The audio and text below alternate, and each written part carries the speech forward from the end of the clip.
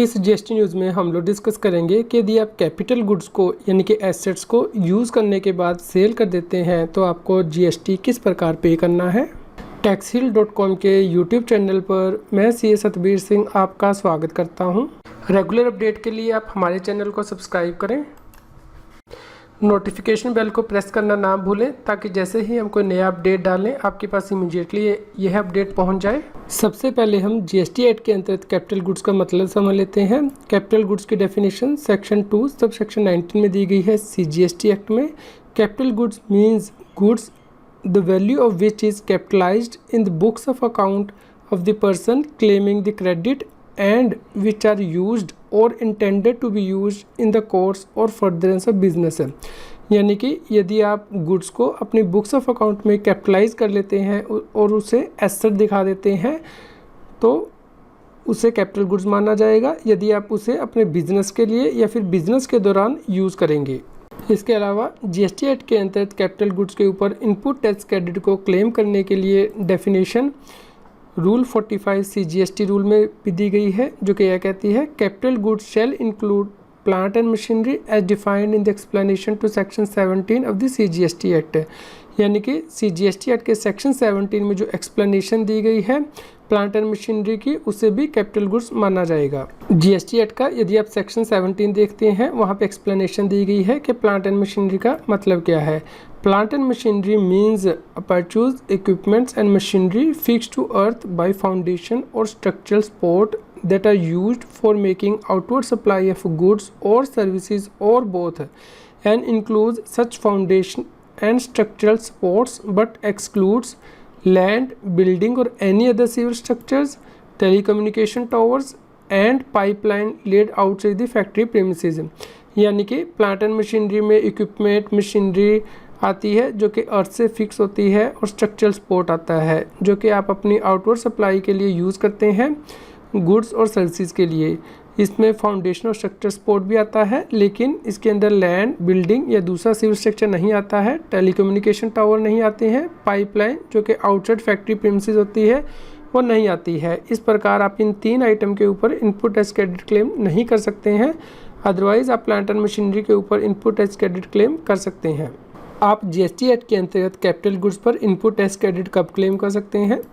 आप capital goods के ऊपर input tax credit first year में ही क्लेम कर सकते हैं क्योंकि जीएसटी एक्ट के अंतर्गत कैपिटल गुड्स को भी गुड्स ही माना जाता है। इसलिए आप जैसे ही कैपिटल गुड्स को परचेज करते हैं और रिसीव कर लेते हैं तो आप उसका इनपुट टैक्स क्रेडिट यूज़ कर सकते हैं यदि आप वो कैपिटल गुड्स बिजनेस पर्पज़ के लिए यूज़ करते हैं।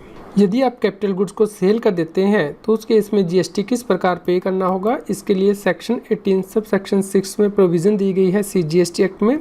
इन case of supply of capital goods on which input tax credit has been taken the registered person shall pay an amount equal to the input tax credit taken on said capital goods और plant and machinery reduced by the percentage points as may be prescribed, or the tax on the transaction value of such capital goods or plant and machinery determined under section 15 of CGST Act whichever is higher। यानी कि यदि आप capital goods की supply करते हैं जिसपे कि आपने पहले इनपुट टैक्स क्रेडिट ले लिया था तो उस केस में आपको 2 वैल्यू में से जो सबसे हाई वैल्यू होगी उसके अकॉर्डिंग जीएसटी पे करना होगा। यानी कि जो आपने इनपुट टैक्स क्रेडिट ले लिया था उसे आप रिड्यूस करेंगे उस परसेंटेज पॉइंट से जो कि प्रिस्क्राइब किए गए हैं रूल में, या फिर जो ट्रांजैक्शन वैल्यू होगी उन कैपिटल गुड्स की उसके ऊपर जो टैक्स बनेगा, इन दोनों में से जो भी वैल्यू हाई होगी। यदि आप रूल 40 को देखते हैं सब रूल 2 सीजीएसटी रूल 2017 तो ये कहता है the amount of credit in the case of supply of capital goods और plant and machinery for the purposes of subsection 6 of section 18 shall be calculated by reducing the input tax on the said goods at the rate of 5% for every quarter or part thereof from the date of issue of invoice for such goods। इस प्रकार यदि आप capital goods की supply कर देते हैं तो उस केस में जो आपने इनपुट टैक्स क्रेडिट लिया था उसे आपको रिड्यूस करना है 5% हर क्वार्टर के लिए, और यदि क्वार्टर पूरा नहीं हुआ है तो भी 5% लेना है। और ये जो आप कैलकुलेशन करेंगे वो जब कैपिटल गुड्स की आपको इनवॉइस इशू की गई थी उस डेट से कैलकुलेट करेंगे, ना कि उस डेट से जब आपने उस कैपिटल गुड्स को रिसीव किया है या फिर इनपुट एज क्रेडिट क्लेम किया है। इस प्रकार आपको यहाँ पे ध्यान रखना है। Date of issue of invoice से ये कैलकुलेशन आपको करनी है। चलिए हम यहाँ पे एग्जांपल समझ लेते हैं। मान लीजिए एबीसी लिमिटेड कंपनी ने एक मशीन परचेज की थी 1 जुलाई 2017 को 10 लाख रुपए की, जिसपे कि उसने IGST पे किया था 18% और इसका इनपुट एज क्रेडिट उसने अवेल कर लिया और यूटिलाइज कर लिया।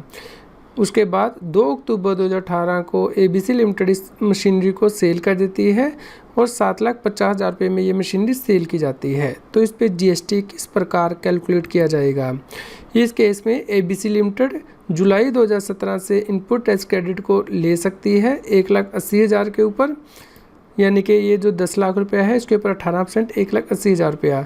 ये कितने क्वार्टर के लिए ले सकती है? जुलाई 2017 से मार्च 2018 के बीच में 3 क्वार्टर आते हैं, तो 3 क्वार्टर 17-18 और 18-19 के भी 3 क्वार्टर के लिए, क्योंकि अप्रैल 2018 से दिसंबर 2018 के लिए, क्योंकि यहाँ पे 2 अक्टूबर 2018 लिखा गया है, तो अप्रैल मई जून फर्स्ट क्वार्टर हो गया, जुलाई अगस्त सितंबर दूसरा क्वार्टर हो गया और तीसरे क्वार्टर में 2 अक्टूबर तक को हालांकि ये मशीनरी जो है वो अपने पास रखी गई है, लेकिन यहाँ पे पार्ट देयरऑफ भी लिखा गया था GST एक्ट का जो रूल है उसमें, तो ये पार्ट देयरऑफ के लिए भी आप इनपुट एज क्रेडिट जो है वो ले सकते हैं। तो इस केस में आप 5% पर क्वार्टर के अकॉर्डिंग इनपुट एज क्रेडिट ले सकते हैं, यानी कि 30%। इस प्रकार इस केस में इनपुट एज क्रेडिट जो टोटल था वो 1,80,000 था, उसमें से 30% आप रिड्यूस कर देंगे यानी कि 54,000। तो जो बैलेंस इनपुट एज क्रेडिट है 1,26,000 वह अमाउंट, या फिर जो कैपिटल गुड्स आपने सेल की हैं 7,50,000 में, उसके ऊपर जो GST बनता है, मान लीजिए 18% बनता था 1,35,000। इन दोनों में से जो भी फिगर हाई होगी वो पे करनी है। इस प्रकार यहाँ पे एबीसी लिमिटेड को 1,35,000 रुपया पे करना होगा, यानी कि 1,26,000 रुपया या फिर 1,35,000 रुपया, इन दोनों में से जो भी फिगर हाई है। इस केस में यदि capital goods within the state sale की जाती हैं तो उस केस में CGST 67,500 पे करना है और SGST 67,500 पे करना है। इस केस में एबीसी लिमिटेड को टैक्स इनवॉइस भी बनानी होगी। यहाँ पे हम एक और केस डिस्कस करते हैं। मान लीजिए ABC private limited machinery purchase करती है 9 लाख रुपए की ऑन 21 जुलाई 2017, जिसपे कि GST 18% पे किया जाता है और पूरा इनपुट एज क्रेडिट क्लेम कर लिया जाता है। उसके बाद 5 मार्च 2018 को यह मशीनरी बेच दी जाती है 7 लाख रुपए में और इसके ऊपर 18% GST जो है वो लगना है। तो इस केस में एबीसी लिमिटेड किस प्रकार GST पे करेगी? इस केस में जो GST मशीनरी पे पे किया गया था 9 लाख रुपए के ऊपर 18%, वो 1,62,000 रुपया बनता है। इस केस में मशीनरी को 3 क्वार्टर के लिए यूज़ किया गया है, यानी कि जुलाई अगस्त एंड सितंबर 2017, अक्टूबर नवंबर एंड दिसंबर 2017, जनवरी फरवरी एंड मार्च 2018। तो 3 क्वार्टर बनते हैं, इसलिए इस केस में ITC 15% लिया जा सकता है, यानी कि 5% पर क्वार्टर और पार्ट देयरऑफ। यहाँ पे 3 क्वार्टर हैं तो इसलिए 15%। तो जो ITC यहाँ पे बनेगा 24,300 रुपया 1,62,000 रुपये के ऊपर। बैलेंस ITC इन एलिजिबल जो आ जाएगा वो 1,37,700 आ जाएगा, यानी कि 1,62,000 रुपये में से 24,300 रुपये लेस करने के बाद। इस केस में जो मशीनरी बेची गई है 7 लाख रुपए में, उसके ऊपर 18% GST बनता है 1,26,000 रुपया। तो इन दोनों में से जो भी फिगर हाई है, यानी कि 1,37,700 रुपया, उस अमाउंट के इक्विवेलेंट एबीसी प्राइवेट लिमिटेड को GST पे करना होगा, ये जो कैपिटल गुड्स बेची है उसके ऊपर, यानी कि मशीनरी के ऊपर।